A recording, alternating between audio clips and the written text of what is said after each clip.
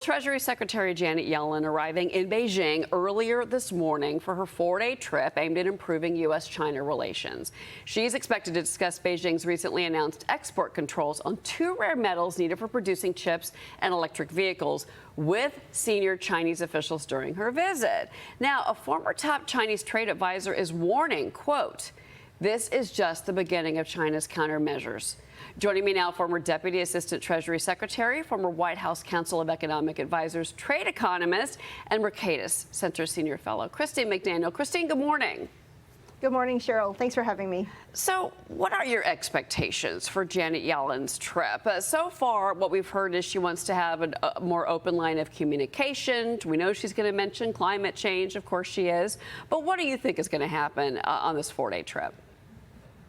Well, we'll see. I mean, just when she got there, China announced these new restrictions. So they definitely don't see this as a great opportunity to strengthen relationships in front of the whole world. But at least they're talking. This recent, I think the words to look for this week will be open communication, cooperation, strength in cooperation, or at least some risk scaling down of the tone. But talking is better than not talking. That said, I mean, this is just the economics part. Still, on the military side, China refuses to have high-level military dialogues. And then with this recent move by China saying no to these 2 particular metals, it's basically China saying, to the U.S., well, if we can't get the advanced chips that we want, then, we're not going to let you or your suppliers get the particular inputs that they need to make the chips, at least when they make them in the U.S. So well, it's retaliation. It's going to be some, It's retaliation. I mean, that's the word. It's retaliation. But I think also, too, the question mark here is, she is on the record as saying that she does not believe that we should be decoupling from the Chinese economy. But Frances Newton-Stacey's on set with me, and she made a really good point that, China still needs us financially. They still depend on Americans buying goods out of China. But I know you've got a question for Christine. Absolutely, and those exports have dropped 18.2%. And so the exports to us. But my question is how serious do you think the de-dollarization is? What do you think the long-term impacts of that are? And what is the policy that you would recommend for that? So China needs us, but we also need them. I mean, we're the 2 largest economies in the world. We need each other clearly. And, this is really not about the U.S. wanting to stop China's economic growth. Excuse me. This is really just more about, the U.S. not wanting China to be able to use our high-end technology against us or our allies in a militarily aggressive way. So, I think it's important to keep that in context.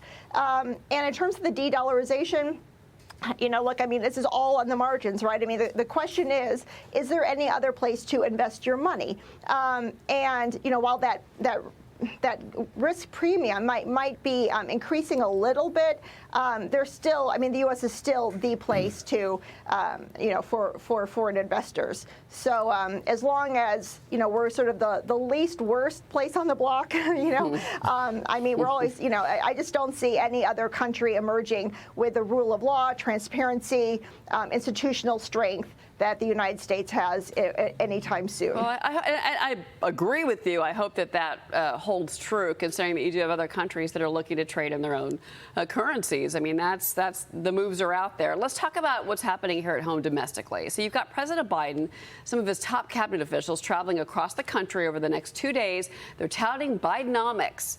So the president's heading to South Carolina today. He's going to announce new spending on clean energy manufacturing. Vice President Harris is going to go to Arizona, not to the border, but to Phoenix, to be clear. And you've got this recent Fox News poll. 60% of voters disapprove of Biden's handling of the economy, Christine.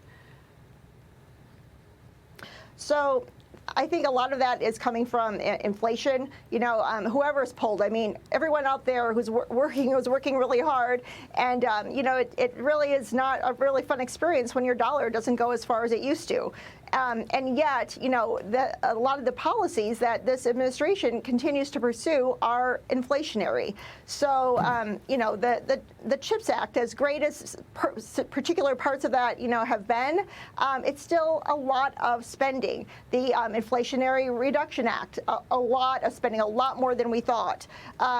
This reluctance to scale back on the COVID relief spending. This is all inflationary. And what I don't understand is, if the longer that the inflation goes on, the worse it's going to be for them, especially next year. So, it sounds all great, all these programs, but they cost a lot of money, and they're not, and Congress as well. Congress and this White House are not making the necessary trade-offs and the necessary decisions, accordingly. And this is all going just to lead to, it just all makes the Fed's job that much harder when they cannot rein in spending. Yeah, and we got the minutes yesterday. Not a lot of surprises from the Fed minutes, but at the same time, there's still a couple of rate hikes that are on the table, which is going to hurt the economy. Speaking of the economy, though, I want to ask you about this. We've been following UPS and the International Brotherhood of Teamsters. They've had these new labor contract talks going on, but they're stalled. We found this out yesterday, and this raises the risk about 330,000 delivery drivers, package sorters, could go on strike next month. And here you go, stock is down again in the pre-market 2%. What does this do to the economy, Christine, if UPS does actually see its drivers and its other employees strike?